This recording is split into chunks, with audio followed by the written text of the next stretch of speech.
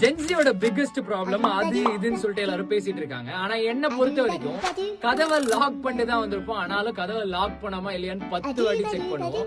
Tape மூடிட்டு தான் வந்திருப்போம். டேப் மூடணுமா இல்லையான்னு 10 வாட்டி திருப்பி செக் பண்ணுவோம்.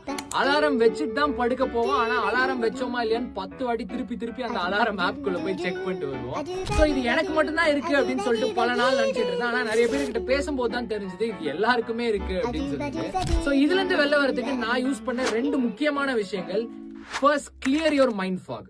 நீங்க ஒரு விஷயத்த பண்ணும்போது பேக் ஆஃப் த மைண்ட்ல வேற ஏதோ ஒன்னு ஓடிட்டு இருந்ததுன்னா நீங்க அந்த விஷயத்துல சுத்தமா கான்சென்ட்ரேஷனே கொடுக்க மாட்டீங்க. சோ அந்த விஷயத்த பண்ணோமா இல்லையானே தெரியாது. அதனால திருப்பி போய் செக் பண்ணிட்டே இருப்பீங்க. சோ ஒரு விஷயத்த பண்ணும்போதே தாப்பா போடுறீங்களோ இல்ல அலாரம் செட் பண்றீங்களோ அதுல முழுசா கான்சென்ட்ரேட் பண்ணிட்டீங்கன்னா நீங்க அந்த விஷயத்த பண்ணிட்டீங்க அப்படின்ற பிரெயினோட சாட்டிஸ்பாக்சன் நடந்ததுனால நீங்க திருப்பி செக் பண்ண வேண்டிய அவசியமே இருக்காது. ரெண்டாவது விஷயம், கன்ஸ்ட்ரக்டிவா அந்த விஷயத்த குறைக்க பாருங்க. ஃபர்ஸ்ட் ஒரு 10 வாட்டி செக் பண்றீங்கன்னா அடுத்த வாட்டி ஒரு 5